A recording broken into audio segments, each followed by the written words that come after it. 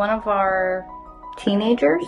We've just been kind of like noticing some things, like grades were changing, attitudes were changing. If we're all being honest, we can admit that it gets all of us in some way, shape, or form. You know, it's just crazy to see how, before I know it, it becomes a ritual that I do every single night, and then it's got me, right? It's like a moment by moment thing because I'm highly emotional, and like right off the bat I want to like do all these things and I get upset. All these feelings, it's just you that's going through this. You're depressed, you're down. Welcome back to the channel. We're excited to bring another episode to you guys. Me and Bonnie back together once again, and tonight we're going to talk about how to handle painful situations. That was the topic to be brought up.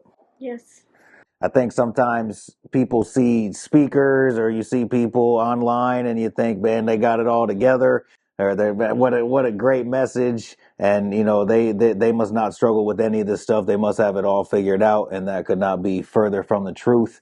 And I think we like doing this because it shows people that we struggle with the same issues that all you guys are struggling with out there. Things happen in our household. Crazy stuff pops up out of nowhere. And so we kind of can talk a little bit about how we handle painful situations. You want to talk anything about? Yes. One of our teenagers, we've just been kind of like noticing some things, like grades were changing, attitudes were changing. So I was at work one day and we already had like an agreement about taking the phone, and I just decided, just crazy idea, just take the phone that day, and then searching through the phone and found out that they were, you know, like smoking vapes, you know, smoking weed kind of thing. So I'm like, like all this stuff. So it just, at the same time, like, even though it was upsetting, it kind of helped make sense, like an explanation for like this behavior that had changed and things like that. So more than just that, it's more so kind of like her response to these things, about taking the phone, like talk about like what happened that night, when she spoke to me when she was trying to get her phone back that day. Because remember, we watched that movie, like The Social Dilemma, and you know how social media and things are affecting us. Why don't you talk about like what you noticed when I was having a conversation with her about not getting that phone back? The downside of the addiction with these cell phones. If we're all being honest, we can admit that it gets all of us in some way, shape, or form.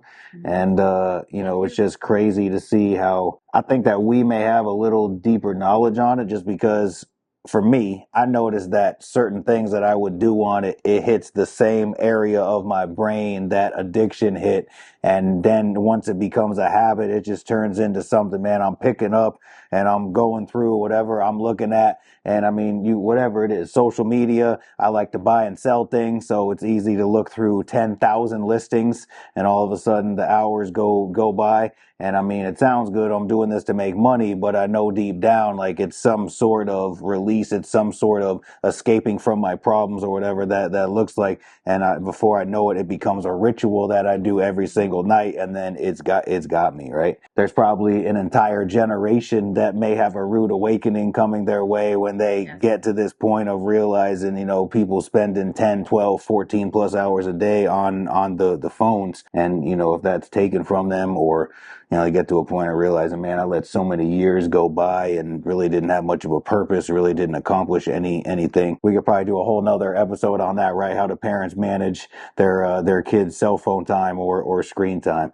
All we can do to turn it around to a positive note, we can just lead by example, right? And I know there is somewhat of a generation gap. I have talks with my son about it on, you know, how, you know, their generation has this access 24/7 with them, and it's just normal, it's just accepted. Well, we didn't have that. When we were growing up, mom could say you get an hour on a video game and that's it, and I couldn't sneak it later because I'd have to turn on the TV and make a bunch of noise.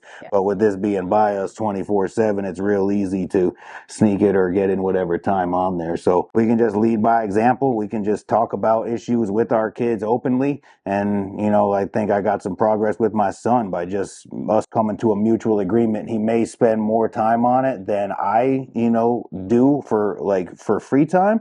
But at the same time, he knows when he has seasons now coming up of going back to college, or his goal of, becoming a doctor, is getting a pharmacy degree. Like, there's going to be that season where he's not going to be on the cell phone like that.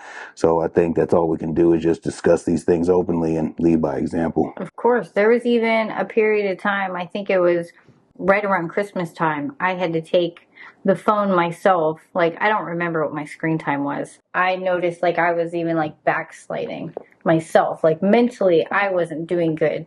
And I caught it and I was like, oh no, I have to get rid of all like social media. So I got rid of Facebook. I got rid of TikTok, just the way it was affecting like my mental health negatively. And then I didn't really use Instagram, so I started like using it, and I didn't really like it, so I wasn't on it that much. But now, that I'm off all of the other ones, now I can see like I'm on Instagram more, and I still have to reel that back in. So it's like, it's kind of difficult to regulate because you don't really catch it until it's like, it's a little bit further than it should be. And then once again, using it as an escape, right? It's like we all have these painful situations, like we're talking about these problems, and what do we reach for? For a lot of us, it was drugs and alcohol. For, then that can turn into something different. Or for a lot of people, it's, shopping, or it's sex, or it's food, or it's fill in the blank there. Any escape from reality. What people reach for.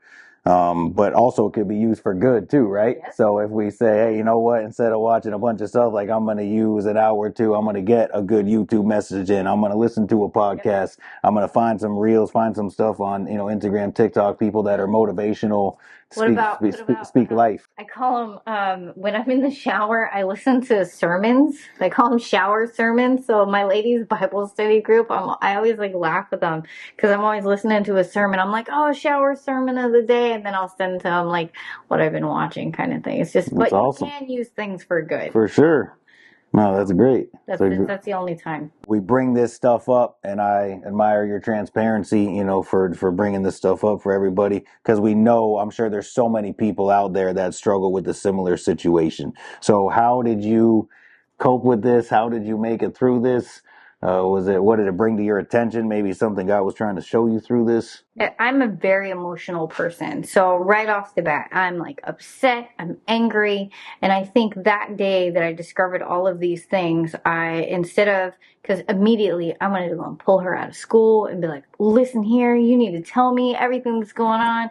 So instead of doing that, the way like my flesh wanted to respond, I spent the day like walking with one of my friends for probably, I would say, just like a couple hours. And we did like this prayer walk through this church like garden thing that they did. So I was able to like talk about the emotions, get it out. And by that time I was calm when I saw her. And then able to, instead of like reacting and being like what do you call it? Like knee-jerk reaction where you're just like upset and screaming at somebody.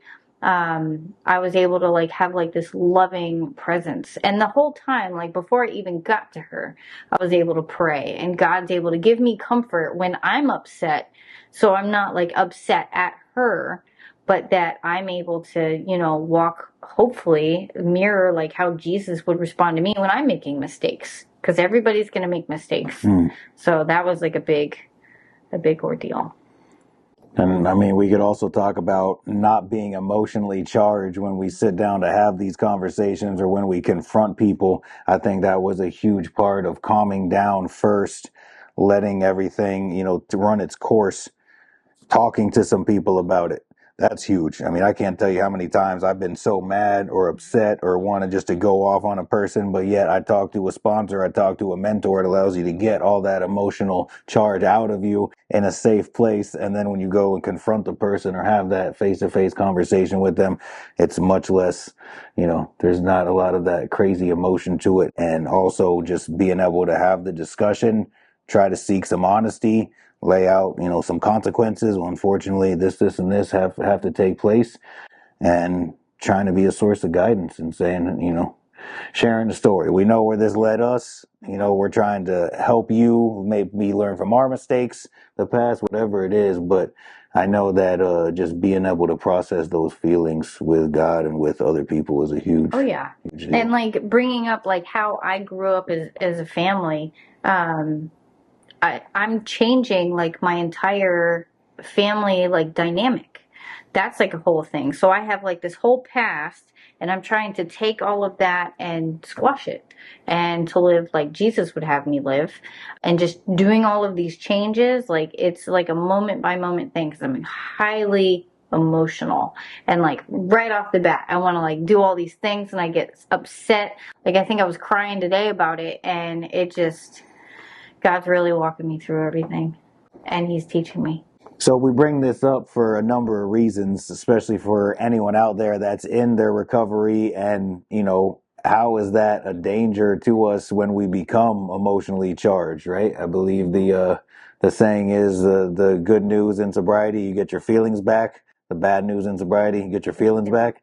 So, so we have to learn how to process those, what some people could look at as normal emotions to them, but it's different for those of us that are in recovery and on that walk. So, what do you think are the dangers to our recovery and some things that we can use to deal with them? Just anytime emotions are heightened. I remember a lot of times like when I would get upset, and coming from like a recovery perspective, whenever my emotions were heightened, I didn't think like logical thoughts when emotions were like blaring. I would say anytime like you're emotionally charged like that and you don't have a logical thought process, it puts you at risk for relapse, because you're going to make a rational, like well thought out decision. That's like the talking to somebody before I talk to my daughter kind of thing. Heightened emotions, like whenever that happened in the very beginning, that's what always led to my relapse, you know? So that's a dangerous place to have somebody. But now, like if I'm in a highly emotional state, I can go to God. I can pray. What would you do when you felt like you were going to relapse or you were at risk for relapse? Wasn't there like a thing that you went to? For so many people, when we have those emotions that come back to us, I think that almost in a sick way that our brain almost wants us to experience all this stuff, and to the point of where it stresses us out so much that it sounds like a good idea to go use again, or just all these feelings. It's just you that's going through this. You're depressed. You're down. How you're not going to be able to handle this. And so to make us go back to that one thing that we always used to reach for to make those emotions go away, right? And so we wouldn't have to experience them, because a lot of people don't like experiencing their emotions. The situation that you're referring to is, I think it was just the overwhelming, probably the feelings I was going through at the time was you were pregnant. I had the weight of the world on my shoulders. Now I got to work 60 plus hours a week to provide, and I got to do all this stuff when in early sobriety, and all these responsibilities piling on me. And to the point where, I knew that I could figure out who had what, and so close to just saying, hey man, let me get a couple or whatever it is, and just having to lock myself in the bathroom and beg God, please God, just take this thought for a drink or drug out of my mind, because I know what's going to happen if I use again. I think that's something we can go to is God in those moments. But I really feel that having some people that God put in our path to be able to reach out to, I think that's a huge part of the process. Yes, going to God in prayer, but then be able to digest those feelings, to talk about it with someone, let someone know what we're at, what we're experiencing, especially someone, that has kids, right? Like the two people that I ran by is people that have children. They could, oh man, they knew what was going on. I feel you there. My daughter, my son was doing this and this, and just people with some real life experience to pass on. But, you learn over time that, emotions, they're so much better than just letting our anger, letting everything get the best of us. Because then a lot of times, if you're working a program, you got to go make an amends for that you just let loose on someone. So instead of making an amends every single day, I learned, man, I got to do something to try to. My sponsor always talked about, like, you're always like up here or you're way down here. Like, it's either really great, everything's going good, or all of a sudden you got like the worst problem ever. It's the end of the world, right? He was just telling me, man, we got to get you like to here. Like, this is the sweet spot in here where you're a little up, a little down, but stuff doesn't affect you like it did, once upon a time. So I think just being able to have God and people to talk to is a huge part of dealing with those emotions. Agree. What were those three things that you said? Like, say somebody does get to that point to where relapse is like imminent. Wasn't there 3 steps you said to always, or 3 things to consider? Yeah, so we talk about, one, going to God in prayer and that honest from the bottom of my heart, God, please, like, take this thought for a drink or drug out of my mind because I know what's going to happen if I do one of anything again, and going to God in that heartfelt prayer and right in that moment, running it by people, having people we can pick up the phone, we can talk to. Hey, this is where I'm at. This is what I'm struggling with. I'm about to say, bump it and go back out. So huge to have someone to talk you through that process. And I always share with people, man, every time I did that, especially in early sobriety, by the end of that 10 or 15 minute phone conversation, I did not want to use once I got off of that phone. It's just a feeling, just a thought. Someone was there to walk me through it. That's huge. And then the third thing is that I would say I use the most at this stage is think it through. And so it's so easy to think of that one time when it was great, or like that, man, I was going through that painful situation that one time I did this, it took it away, I felt awesome, right? We just like replay the highlight reel of the one touchdown, and we don't play the tape all the way through. And so now I get, yeah, that one time might be good, right? But then I know what's going to happen. And now I got to hide it from everybody. And then I'm going to be thinking of it more. And then I'm going to go get more. And then it's only a matter of time before I lose everything. I'm back out on the street. No one in the community trusts me. My family's gone. And I'm just back out where I started every other time that I picked up drugs or alcohol. So now when you play that all the way through and say it out loud, definitely does not sound like a good idea. It's a hard pass. I'm good today. God help me stay sober for another 24 hours, and we keep it moving forward. And I had some ladies help me. Ladies reached out to me. I think you reached out to some people to have them send me like an encouraging message and everything, just to remind me, because I tend to like isolate sometimes when like craziness is happening. So yes, like I'm reaching out to God, I'm praying and I'm talking to God about all these things. But it was nice because I don't have like the mentors that you do. So that's probably like an area that I need to work on myself to this day. You had some ladies like reach out to me, and just be like, hey, I've gone through something similar, and they'd send me a message, so that was kind of nice. Of course, I love you. Yes, I love you too. So I want the best for you. It's for anyone out there. Like, reach out. I absolutely did call some people and say, hey, man, Bonnie's really going through it. Like, this and this happened. If you could just reach out and give her some encouragement, it would be, so appreciated. Mm-hmm. And they did. People reached out. Same thing. We got to look out for each other, guys. That's right. We got to hey, man, I know what you're going through. I've seen you. Keep on moving forward. Whatever it is, let people know that we're here for one another. And we do this together. We do this as a family unit. We move forward to not only be sober, but to live in purpose. Part of our purpose was God gave us these children. Mm-hmm. And so this type of stuff is going to happen, right? It's not like we're living in a bubble over here. Just because we use drugs and alcohol, we think our kids are going to be sober the rest of their lives. That is not the case. No. Yeah. And it's just you're constantly learning something, even though like we've been sober, like God's still using all of these little trials just to like encourage our faith and to like strengthen any like weak areas. It's like whenever like a hurricane comes rolling through Florida, what happens? Like even if it's maybe like Cat 3 winds or something, it knocks down all the weak fences, but the strong fences stay. And he's able to build where all of that junk was that didn't need to be, that was weak and essentially. So. Guys, if you enjoyed this conversation and you want to know more, maybe you're going through a painful situation right now, please watch the full-length video. We just did a talk at our High on Jesus meeting, how to have serenity in the midst of chaos. So I'd love for you to watch that full message. And if you want more content like this, if you're in recovery, you don't want to do this alone, you got people to help you through this, please subscribe to our channel. It helps to get this content out to more people. Turn that notification bell to all so you can see every time. We got some awesome shorts too that we drop throughout the week. Give you some 60-second motivation, some inspiration to take with you. We love you guys. We want to take this journey with you. God has called us to something higher. Freed us from the slavery of addiction. Blessed us in so many ways. Like it talks about in the Bible, that unity that's going to bring people to Christ. When you pray those prayers from a place of desperation, no matter what is going on in my life, God has this covered.